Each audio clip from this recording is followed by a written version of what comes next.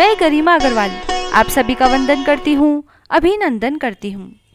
आइए आज हम जानते हैं कि धनतेरस पर यमराज जी का उद्यापन कैसे किया जाता है। इसमें हम यमराज जी के उद्यापन की संपूर्ण विधि सरल तरीके से जानेंगे। धनतेरस पर यमराज जी का उद्यापन किया जाता है तथा मकर संक्रांति पर धर्मराज जी का उद्यापन किया जाता है। बहुत से लोगों के मन में सवाल होता है कि यमराज जी व धर्मराज जी एक ही हैं, तो उद्यापन अलग अलग कैसे किया जाता है। पुराणों में यमराज के 2 स्वरूपों का वर्णन मिलता है।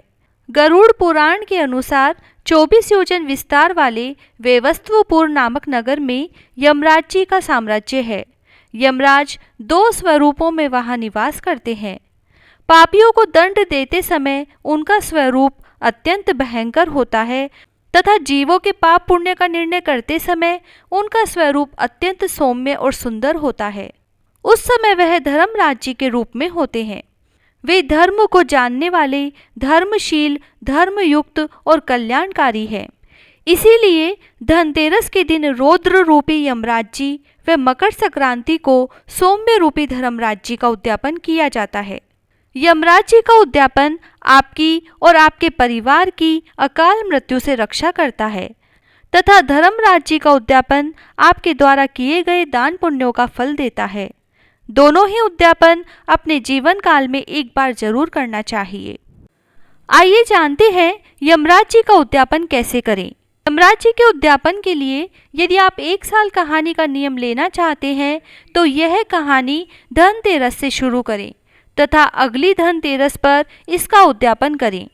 आप चाहें तो हर महीने व्रत रख सकते हैं, नहीं तो जिस दिन उद्यापन कर रहे हैं उस दिन व्रत करें। यमराज जी की कहानी सुनने के लिए शाम के समय यानी प्रदोष काल में किसी पाटे पर या मिट्टी का चौका लगाकर उस पर जौ, गेहूं या चावल से स्वास्तिक बनाएं, जल का लोटा रखें, गणेश जी को विराजमान करें। यदि आपके पास इस तरह की चांदी की यमराज जी की पातड़ी है तो वह भी विराजमान करें। यह पातड़ी आपको किसी भी सुनार के पास आसानी से मिल जाएगी और यदि पातड़ी नहीं है तो कोई बात नहीं, आप ऐसे भी कहानी सुन सकते हैं। फिर 13 आंखें हाथ में लेकर कहानी सुने। कहानी सुनने के बाद घर के बाहर एक दीपक जलाएं जिसकी लो दक्षिण दिशा की तरफ रखें।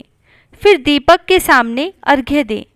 यदि आप पूरे 1 साल का नियम ले रहे हैं तो हर महीने अमावस्या के पहले वाली त्रयोदशी के दिन ऐसे ही कहानी सुने और यदि 1 साल का नियम नहीं ले रहे हैं तो धनतेरस के दिन व्रत रखकर ऐसे ही कहानी सुने। कहानी सुनते समय 13 पत्तल भी कलपते हैं। कुछ लोग एक यमराज जी की अलग से पत्तल बनाते हैं तो 14 पत्तल हो जाती है। तो आपके यहाँ जैसा भी होता है या आप जैसा भी करना चाहें, दोनों तरीके में से कर सकते हैं। इसमें चावल, मूंग या तेल के 13-13 पुए रखकर कल्पा जाता है। फिर बाद में इन पत्तल को ब्राह्मणों, डाकोत या फिर मंदिरों में दे दें। इस उद्यापन में कुछ लोग चावल मूंग बनाते हैं तथा कुछ लोग तेल के पुए बनाते हैं।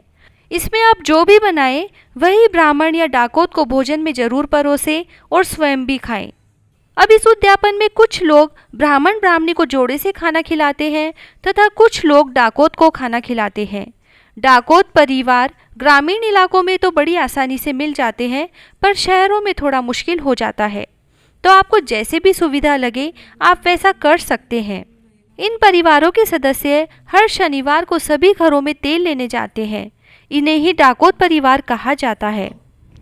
फिर खाना खिलाने के बाद उन्हें घर के बाहर जो यम दिया आपने जलाया है उसके पास कपड़े पहनाएं, तिलक करें, दक्षिणा दें तथा एक काला कंबल, लोहे का तसला, 1.25 सेर गेहूं या कोई भी अनाज और 5.25 रुपये जरूर देना चाहिए। यदि 5.25 रुपये नहीं मिल पाए तो आप 5 रुपये भी दे सकते हैं। फिर उन्हें बाहर से ही विदा करें तथा आप खुद अंदर आ जाएं और मुड़कर पीछे न देखें। इसके बाद आप स्वयं भोजन करें। इस तरह यमराज जी का उद्यापन किया जाता है। यमराज जी की कहानी आपको हमारे चैनल पर मिल जाएगी, जिसका लिंक हमने नीचे डिस्क्रिप्शन में भी दे दिया है। जय श्री राधे।